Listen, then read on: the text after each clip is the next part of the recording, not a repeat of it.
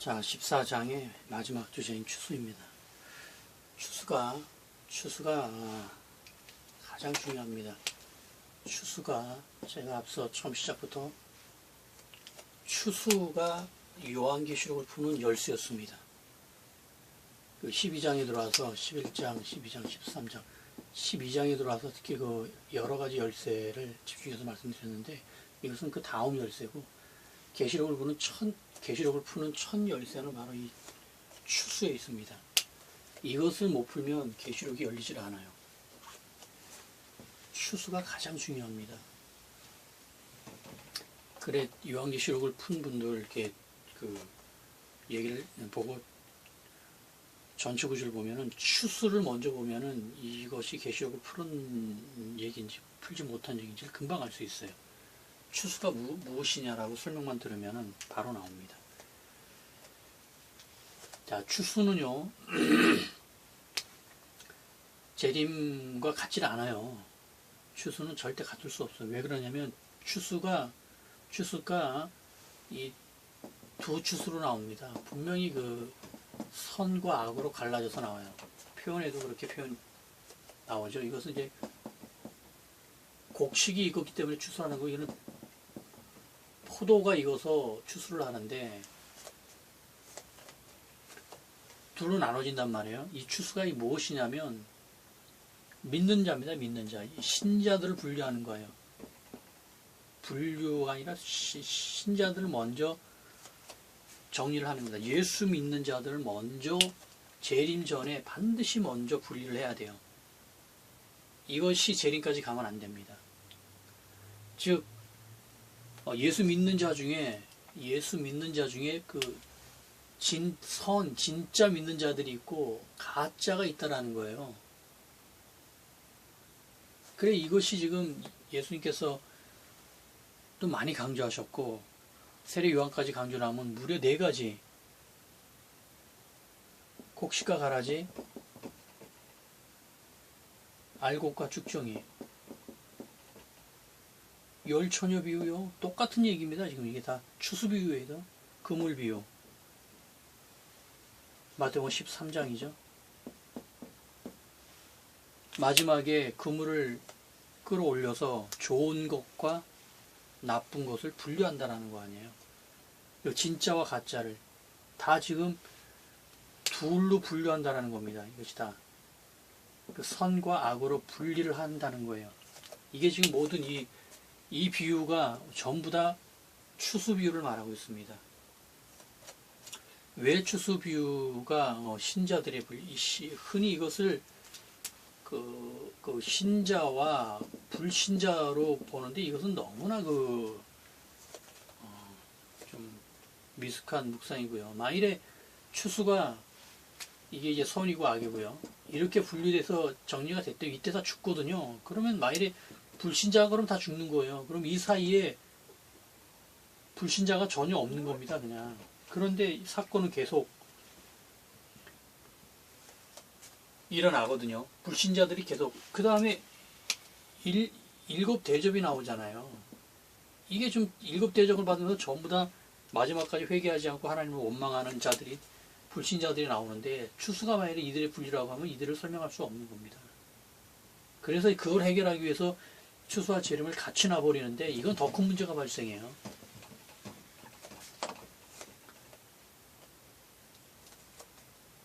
즉 예수 믿는 자들을 먼저 추수 때 진짜와 가짜로 나눕니다. 이렇게 나누는 이유가 있어요. 제가 이제 전체 정리에 설명했지만 이렇게 나눠놔야 또 어차피 둘 다 선추수든 악추수든 둘 다 음부로 가는 건 마찬가지입니다. 둘 다 음부로 가는데 문제는 선하게 추수된 자들은 그 50일 정도 뒤에 부활한다라는 거예요. 부활해요. 이들이 부활해서 공중까지 올라갑니다. 즉 휴거자가 만들어지는 거예요. 휴거자는 두 부류입니다. 첫째가 죽은 자가 먼저 살아나고 두 번째가 남은 자가 살아서 올라간다고 하는데 지금 추수로 인해서 이 이게 선추수잖아요. 그러면서 즉 추수 때문에 휴고 때 일어나는 죽은 자가 발생한다는 거예요. 그리고 이때 추수되지 않은 남은 자들이 또 발생한다는 거예요. 즉 추수가 재림 때 발생하는 이 휴고자의 자를 다 만들어내고 있다는 겁니다. 지금 이 관계가 계시록의 핵심이에요. 계시록 푸는 이 열쇠라는 겁니다. 이 관계. 지금 다들 이 관계를 지금 나도 놓치고 있는 거예요. 재림 때 휴고가 있는데 세대주는 아예 이 휴고를 여기다 갖다 놓는 아주 큰 오류를 한 것이고, 재림 때 이 휴고가 있는데 휴고가 죽은 자 남은 자인데 죽은 자가 누구냐를 놓고 지금 이것을 교회사의 승리자로 자꾸 놓으려고 한단 말이에요. 그러면은 계시록 20장 4절에 왕노 조건하고 안 맞는다 그랬잖아요. 지금 이 관계입니다. 지금 제가 계속 이 관계를 계속 반복해서 잔소리처럼 들리겠지만 이것이 빨리 이해가 되고 이것이 말씀으로 확인이 돼야 되는 겁니다. 지금 이 관계를 못 풀면은 이 계시록이 안 풀리는 거예요. 왜 추수가 앞에 있으면서 추수 때 왜 믿는 자들이 먼저 선별돼야 되느냐, 정리돼야 되느냐? 바로 그들 안에서 선하게 추수된 자들이 50일 정도 음부에 있다가 그들이 바로 휴고 때 부활해가지고 먼저 죽은 자들인데 그들이 먼저 휴고돼서 올라가 그 뒤에 남은 자들이 그 뒤를 쫓아가서 공중에서 예수님을 영접해서 혼인잔치 들어간다는 거 아니에요. 이 구조입니다. 지금 그래 추수의 요 구조를 지금 다 놓치는 거예요. 지금 이거를 지금 발견하는 사람이 없습니다. 그래 이거를 잘못 만들어 놓으면 그 얘기를 합리화시키기 위해서 다른 앞뒤 얘기가 막 찌그러지는 거예요. 찌그러져도 또 그렇게 찌그러진 걸 알면서도 그대로 가는 겁니다. 그냥 왜 더 이걸 모르기 때문에 해결할 방법이 없거든요. 그냥 미지의 상태로 계시록을 완전히 풀 수 없다라는 정당성이라고 하긴 좀 뭐하고요. 변명거리가 있거든요. 거기에 그냥 안 맞는 얘기들이 나와도 그냥 무마하고 그냥 무시하고 가는 거예요. 이게 그래서 가장 중요합니다. 추수가 재림이 앞서 있고 믿는 자들을 먼저 선별해서 그 중에서 악추수자는 당연히 음부에 있다가 심판 때 지옥 판결을 받고 끝나는 것이고요. 선하게 추수된 이자들은 구원자들인데 이들이 승천하지 않은 이 추수는 순교가 아니기 때문에 그대로 승천하지 않습니다. 이들의 영은 그대로 정상적으로 죽는 걸로 봐서 음부로 가 있다가 대신에 한 50일 정도 추수 50일 정도 뒤에 있는 재림 때 이들이 바로 부활하는 거, 첫째 부활하는 겁니다. 이게 핵심이에요. 이게 지금 치선열 전천년설의 핵심이 바로 이겁니다. 이거를 빨리 이해를 하셔야 돼요. 그리고 이거에 대해서 빨리 분별을 하시고 정리를 하셔야 되는 겁니다. 이것이 만약에 안 맞는 얘기라면 거기에 대해서 반론을 제기하셔야 되고요. 저는 언제든지 답변할 것입니다. 그래 지금 저도 이 부분이 추수가 이게 풀리면서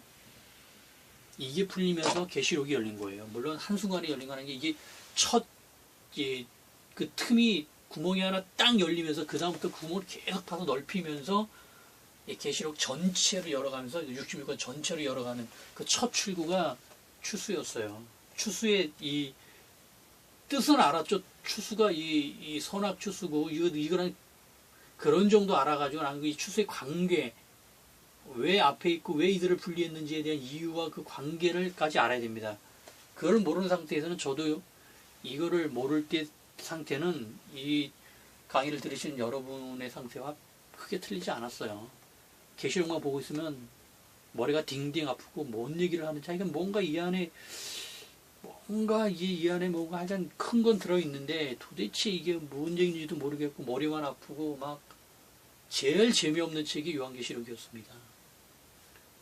창세기부터 유다서까지 은혜 흠뻑 받고 통독 열심히 하다가 마지막 계시록 와서 완전 미궁에 빠졌다가 다시 또 창세기로 가서 또 그거를 뭐 몇십 독을 그렇게 한 거예요. 그래서야 이게 추수가 열리면서야 이게 조금씩 계시록이 보이면서 성경 전체가 보이면서 성경 전체가 계시록으로 모아지는 그 첫 출발이 추수였습니다. 그냥 앞서 말씀을 드렸고요. 너무나 중요하기 때문에 빨리 이 관계를 정리하셔야 됩니다.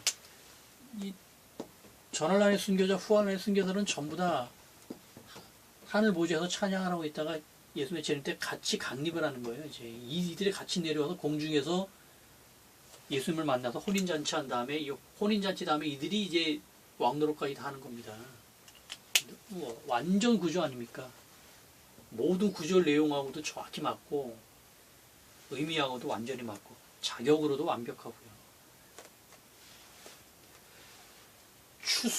추수가 일어나는 추수의 형태는 무엇이냐면, 이것은 죽음이라는 형태로 이 전 세계를 강타할 것입니다. 예수 믿는 자들을 정리를 하는데 이들이 다 죽어요. 그래, 왜 추수가 음부로 갔다는 얘기가 이미 죽었기 때문에 그 영이 음부로 갈 수 있는 거 아닙니까? 그 앞서 죽음은 이제 순교가 되니까 승천을 하는데, 추수는 순교라고 보기는 어렵죠.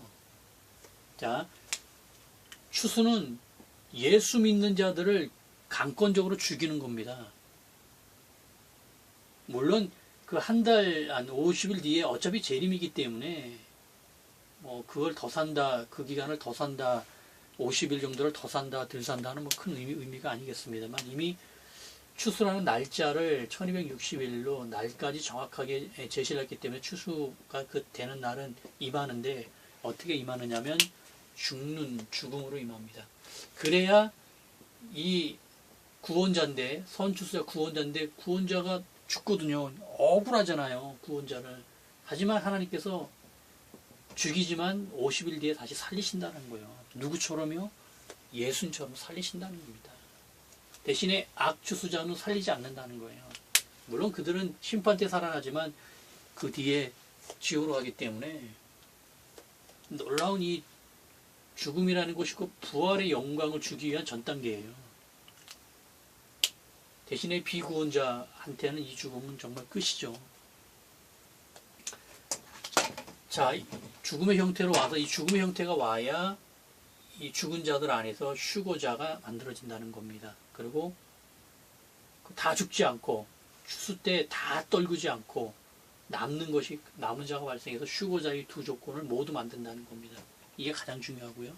이게 당연히 죽음이어야 하는 것이죠. 또 죽음의 이유는 이 두 추수가 전부 다 예리한 낫을 사용하잖아요. 선추수자는 인자가 치시고요. 악추수자는 천사가, 여하튼 예리한 낫으로 친다는 것은, 곡식을 벤다는 것은 곡식을 죽인다는 뜻이잖아요. 그래 죽음입니다. 그리고 이제 물론 이 추수가 죽음의 이유가 굉장히 많은데, 이 지금 1260일이 지금 남은 자손보다는 피신자손, 예비추로 간 피신자손한테는 이 하루하루가 정말 힘든 시간 아닙니까? 666 받지 않은 상태에서 물자와의 전쟁을 하고 있으면서 마지막에 물자 떨어져서 하루하루가 힘든데, 그게 너무 힘드셔서 하나님께서 1290일로 다니엘에게 말한 그 추수 날짜를 30일 감해줬다라고 지금 나오잖아요. 그렇게 해석을 하잖아요. 그것도 이제 제 해석인데, 오직 저만 지금 이 날짜 해석을 좀 옳게 한 겁니다. 그러니 이 1260일 마지막 때의 양상이 굶주림에 의한 아사에 가까운 죽음으로 나타날 수밖에 없는 것이죠. 그렇죠? 예. 물자가 이렇게 부족한 속에서 이때 30일마저 감히지 않으면 너무 힘들어서 살기 위해서 튀어나가거든요. 세상으로 나가버리거든요. 근데 세상으로 나간다는 얘기는 666을 받는다는 얘기예요. 그래 마지막까지 버틴다는 것은 그 사이에 거의 쫄쫄 굶는 상황에 있는데, 그때 정리하는 방법이 뭡니까? 죽음이라는 것으로 정리를 한다는 것이죠. 반면에 이 선추수자는 죽음 형태인데, 악추수자는 이들도 똑같이 죽음이긴 한데, 악추수자는 이들은 악추수자는 누구냐면은 예수 믿는 자 중에 경배 666을 한 자들이에요. 그쵸? 가라지, 쭉정이 혼인잔치 못 들어간 5처녀, 그물, 좋지 않은 물고기, 그렇죠? 이게 다 지금 후환란에서 신자 중에서는 666을 받은 자들입니다. 이건. 그러니까 이들은 당연히 어떻게 돼요? 물자 공급 잘 받으면서 살고 있단 말이에요. 그래 포도송이는 잘 익었습니다. 아주 그냥 똥 터지기 직전까지 잘 익은 걸 베버리잖아요. 그래서 상식적으로는 아주 잘 익은 포도송이를 거두었으면은 그것을 이제 포도주 틀에 넣고 밟아가지고 포도주를 만들어야 되는데 이제 그 내용인데 반대로 그 내용을 이제 그러면서 터지는 그 포도송이의 그 포도즙을 바로 이제 그 수와 결실로 보지 않고 묘사를 안 하고 피로 묘사를 하면서 이들이 악추수자, 징벌을 받는 자들이라고 이제 표현을 한 것이 얼핏 보면은 포도 농사가 잘 됐으니까 수확으로 표현을 일반적으로 해야 되는데 그것이 아니라 666을 받아서 포동포동해진 자들이 어떻게 마지막 죽음의 심판을 받느냐의 그런 묘사로 사용을 하고 있습니다. 놀랍죠. 정말 이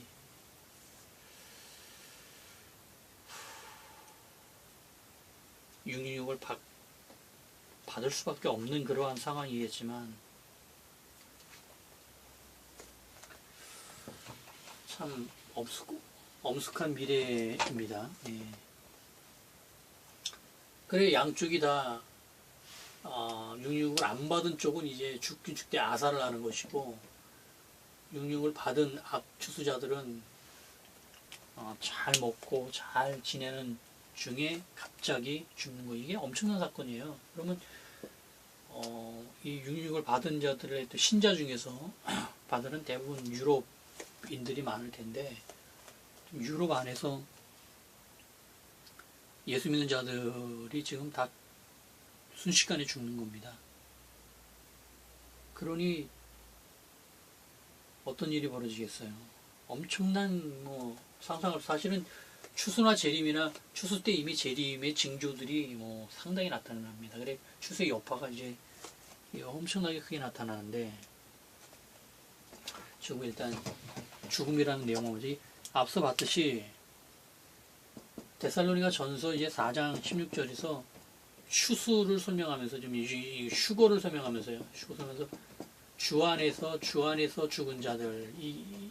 근데 이 똑같은 내용에서 계시록에서는 이것이 14장 13절에서 주 안에서 죽은 자들은 복이 있다. 이거는 당연히 이제 추수를 말하는 거고 휴거를 말하면서 앞서 말씀드렸듯이 휴거와 추수가 아주 긴밀하게 좀 관련되어 있다는 거. 이게 사실은 이 추수를 푸는 열쇠였는데 열쇠 두 구절인데 저도 이거를 기록만 해놓고 이게 그런 뜻인지 하는데 몇 년이 걸린 거예요.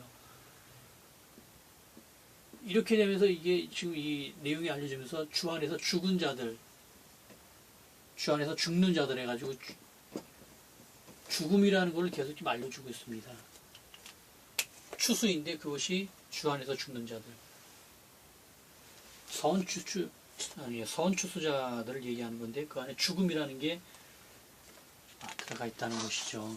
죽음이라는 뜻입니다. 이런 추수가 죽음의 형태라는 것은 그 증거들이 굉장히 많아요.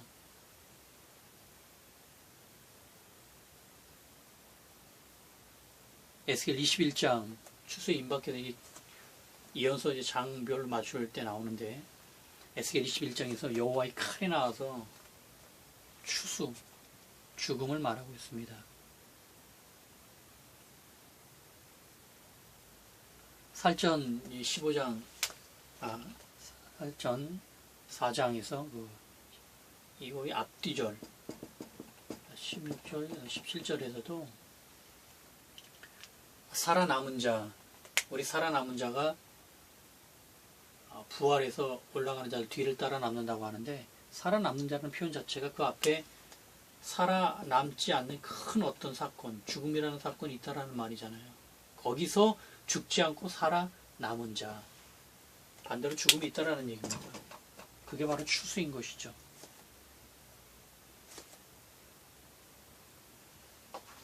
그래 구약의 예언서에서는 이제 추수 때 그 히스기야 때 사내립 군대가 와서 18만 5천 명이 몰수하는 얘기가 바로 여기에 대응됩니다.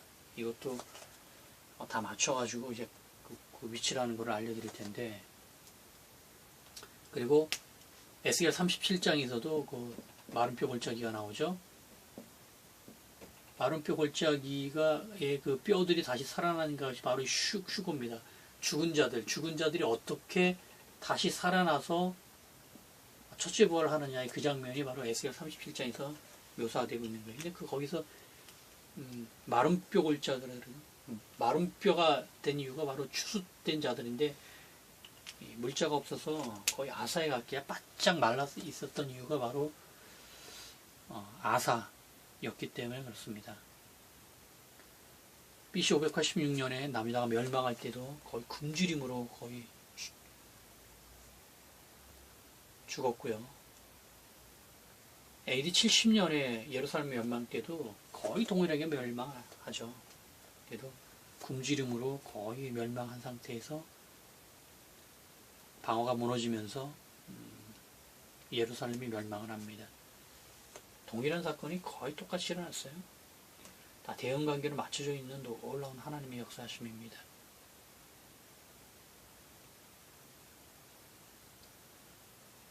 자, 이 외에도 많은데 특히 그 한 가지를 더 짚고 넘어가죠. 추수는 이제 죽음인데, 이 추수하고 관련돼서 내용이 죽음하고 관련돼서 성경에 표현되는데, 놀랍게도 성경에서 이 금식이 나오는 내용들은 거의 다 100%는 아닙니다만 거의 한 못해도 70%, 7, 80%는 금식이 나온 내용은 이 추수하고 대응되어 있습니다. 대표적으로 이사야 58장이요.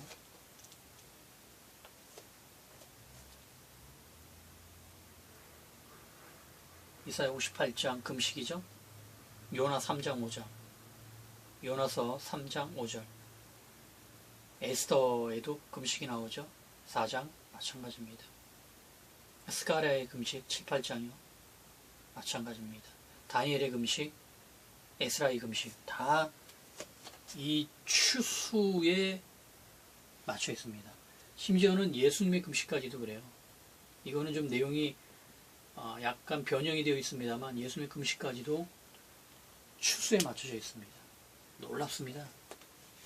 성경 기록이 이제 전성경 대응 구조에 65권이 요한계시록이라는 그 증거를 맞추면서 이게 이 성경이 단어까지 놀랍게 다 맞춰서 썼다는 것이 다 드러납니다. 기대하셔도 절대 실망하지 않고요. 지금까지 이렇게 요한계시록이 풀어진 적이 없어요. 본문 푸는 거 이 정도인데 이제 65권을 다 맞추는 걸 이제 22장까지 맞추고 다시 정상 가기를 시작할 터인데, 그때부터 정말 놀라운 일이 벌어질 겁니다. 계시록 안에 1장부터 22장 얘기만 해도 이제 큰 얘기지만 그거는 시작에 불과해요. 왜 65권이 다 요한계시록이냐, 그것까지 다 맞추는 순간 종말론은 이제 종결이 될 것입니다. 예. 자, 지금 추수가 죽음으로 오는 거는 아시겠죠? 죽음에 다른 방법이 없어요. 물론 세세한 내용들이 더 많습니다만 이건 뒤에 누적되면서 제가 굳이 얘기 안 해도 아실 거고요. 그래, 이 추수가 믿는 자들을 이렇게 먼저 정리를 합니다. 정리라는 것이 곧 죽는다는 거예요. 그 이후의 것이 없기 때문에 이렇게 해야만이 이후에 뒤의 사건들, 추수 직후의 재림 사건, 이해 사건들을 모두 성립시키기 때문에 성령님의 놀라운 계획이죠. 자, 추수의 그 또 하나의 중요한 의미는 이제 앞서 말씀드렸듯이 이 1260일이 마감되는 날이 추수고 시작되는 날이 우상인데, 이러면서 이제 추수의 아주 큰 의미 하나가 신자들의 분리, 신자들의 정리가 이제 첫 번째지만 두 번째는 경배와 666이 마감이 되었다는 의미가 아주 큽니다. 즉 우상이 서는 날부터 1260일을 세면서 이 1260일이 후활란 기간인데 그 끝이 바로 추수거든요. 이게 왜 그러냐면 지금 세 기간이 나오는데 세 기간이 전부 다 동일하게 끝난다는 거예요. 1260일 마운드다 한때부터 반때가 동일하게 지금 시작도 지금 일치되지만 끝도 지금 뭔가 같다라는 겁니다. 시작은 우상이 서는 걸로 기준점을 정확히 제시를 했어요. 다니엘서 12장에서 1290일을 말하면서. 그런데 끝은 그러면 이게 동일하게 지금 끝난단 말이에요. 지금 동일하게.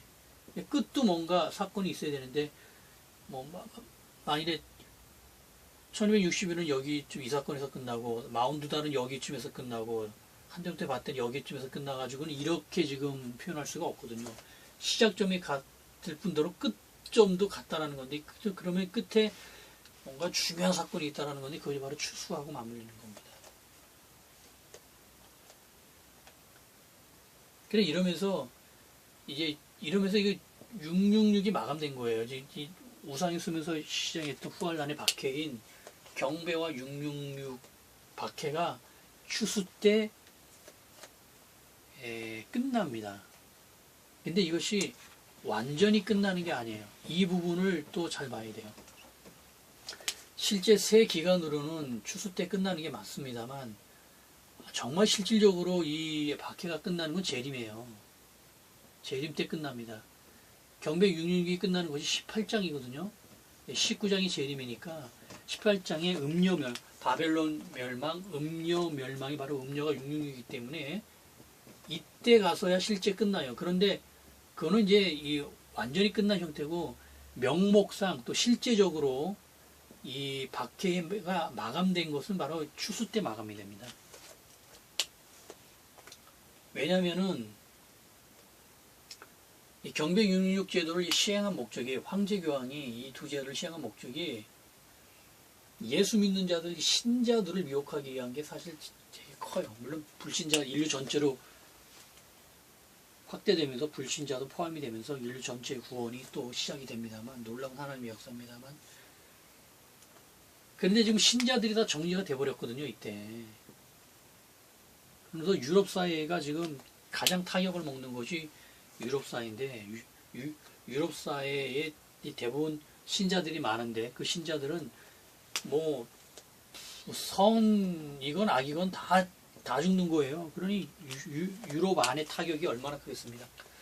선한 그 거부자, 유럽에서 신자 중에 거부자는 많지 않다 해도 이 승인자는 많을 거 아니에요. 유럽에서. 이들이 다, 뭐, 거부를 했던 승인을 했던 거의 다 죽는 겁니다. 극소수 남은 자만 빼고 다 죽는 거예요. 그러니, 유럽의 타격은 정말 엄청난 겁니다. 이건. 그래, 이렇게 타격을 입으니까 실제로 명목은 50일 정도 뒤에 가서야 끝나지만, 이때 추수 때 이미 실질적으로 이 두 박해는 종말을 고했다고 합니다. 아니면 대상이 이제 불신자 쪽으로 불신자 거부자 쪽으로 박해의 대상이 확 좁혀진 거죠. 대상 자체가 한쪽 부분이 신자 쪽 부분이 완전히 죽기 때문에 불신자 안에서만 또 미혹하는 그런 부분으로 좁혀지기 때문에 여하튼 굉장히 위축이 된다는 겁니다. 그런데 이것으로 인해서 이제 막대한 그 여파가 발생한다는 거예요. 그래 추수와 재림 사이를 강조한 것이 사실 이 때문에 그렇습니다. 추수와 재림 사이가 이 추수로 인해서 이 박해의 이것이 엄청난 타격을 입습니다. 경배명령 박해가. 이러면서 이제 이 시간이 영광의 시간이 된 것이 이때 1차적으로 승리를 한 겁니다. 이때. 추수 때 1차적으로 교회는 승리를 했어요. 그래 이후에 남은 자와 새신자와 불신자, 거부자, 선행자 이들까지는 구원이 길이 있으니까 이들한테 이 50일의 추수와 재림 사이는 승리의 길이고 영광의 길이고 찬양의 길이에요. 그런데 그 안에 또 박해는 계속 되고 있습니다. 이 이중적인 이러면서 이 추수의 여파가 믿는 자들한테도 타격이 오지만 믿는 자들은 승리이기 때문에 어려서 더 박해의 그 마지막 부분 어려운 기간입니다만 그 안에 승리가 당연히 있다는 걸 안단 말이에요. 그래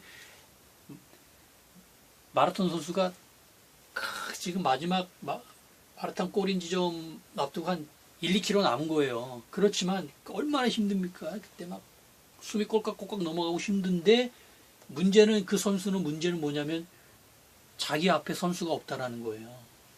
할렐루야. 지금 1등으로 달리고 있다는 겁니까?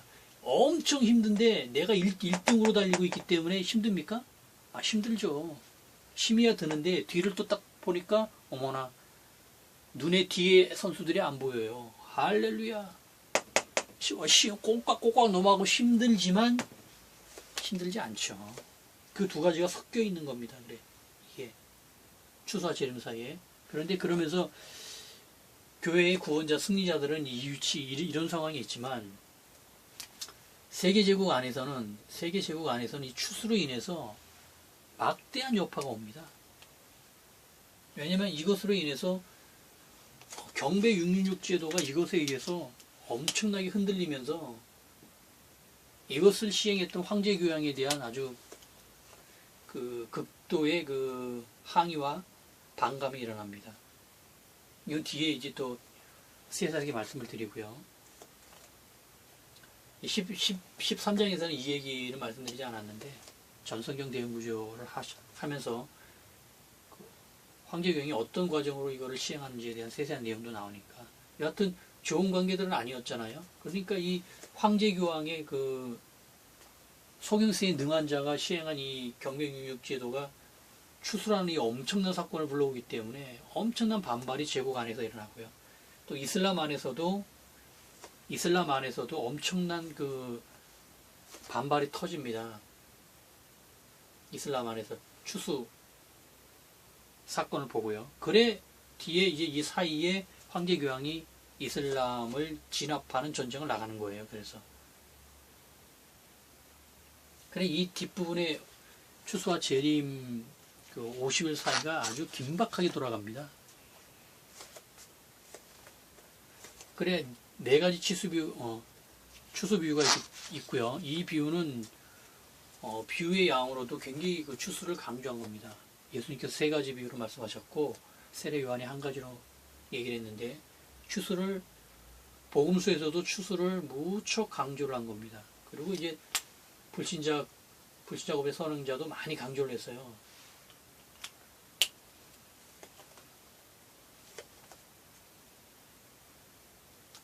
그래 이 추수가 막대한 여파로 이제 그 여파가 있어서 추수와 재림 사이에서 벌어지는 아주 긴박한 그 상황들이 아주 절대적인 배경이 됩니다. 이걸 모르면 왜 계시록이 추수와 재림의 그 짧은 기간 안에 4장이나 이 사이를 할애를 해서 15, 16, 17, 18 4장이나 이 안에다가 기록했는지를 이 추수라는 상황을 모르면 잘 이해를 못합니다. 근데 추수를 알게 되면 능히 그렇게 배분했을 그 마음을 이해할 수 있게 되죠. 그래 추수에서는 이제 이 추수자는 선추수자요. 추수가 선과 악으로 갈라지는데 선추수자는 거부자입니다. 거부자. 믿는 자족이나 신자 안에서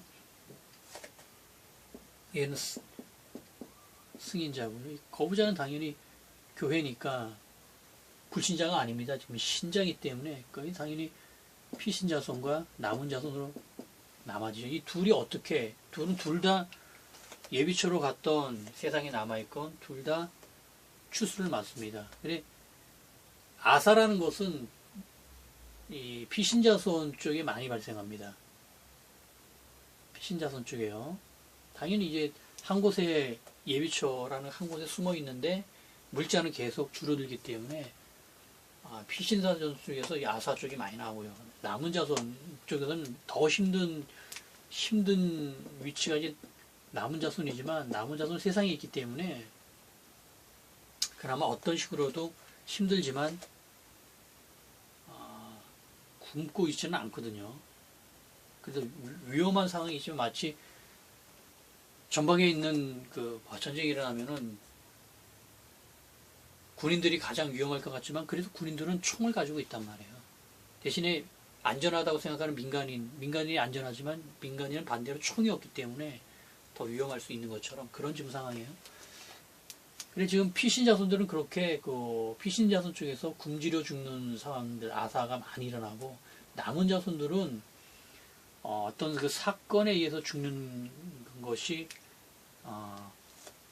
계시록에 기록이 있습니다. 11장 두 증인의 거의 끝인데요. 끝에 바로 이 내용이 나와요.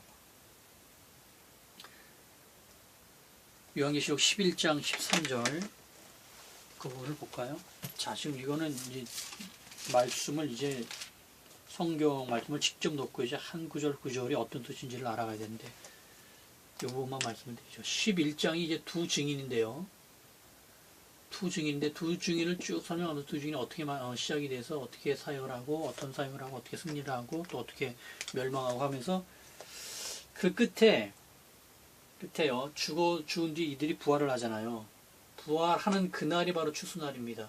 그리고 부활한 그날 승천을 하는데 그때의 양상을 그리면서 12절 하늘로부터 큰 음성이 있어 이리로 올라오라. 지금 두 증인이 죽은 다음에 첫째 부활해서 하늘로부터 큰 음성이 올라오라 하는데 그들이 승천하는 내용이에요. 올라오는 때 그들이 듣고 구름을 타고 하늘로 올라가니 그들의 원수들도 구경을 하더라. 자, 이 모습을 지금 다 전 세계인들이 지금 보고 있는 거예요. 그때의 13절 그때에 큰 지진이 나서 성 10분의 1이 무너지고 지진에 죽은 사람이 7천명이 죽는 일이 이때 같이 벌어집니다. 그렇죠? 그런데 이 죽는 7천명은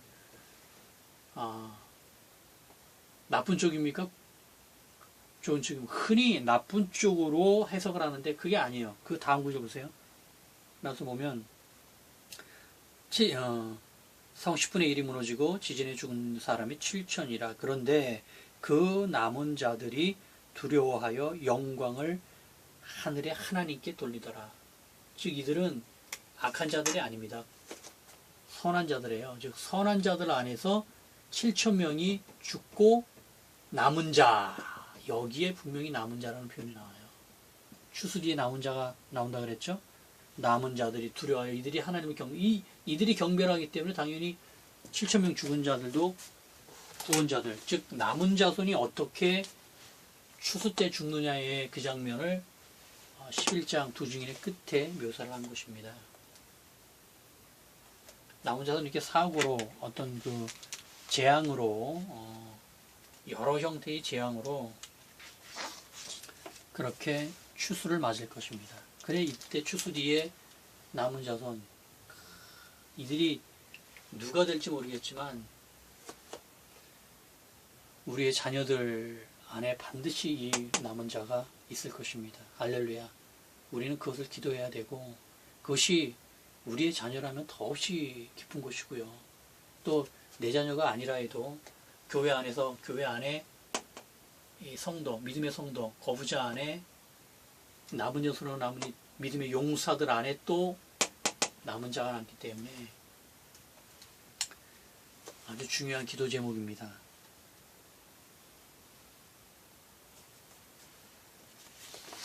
자, 이제 그 추수와 그 재림의 문제를 좀 볼까요? 추수와 재림은 같지 않습니다. 이것도 아주 이거를 좀 분명하게 말씀을 드려야 될 것 같은데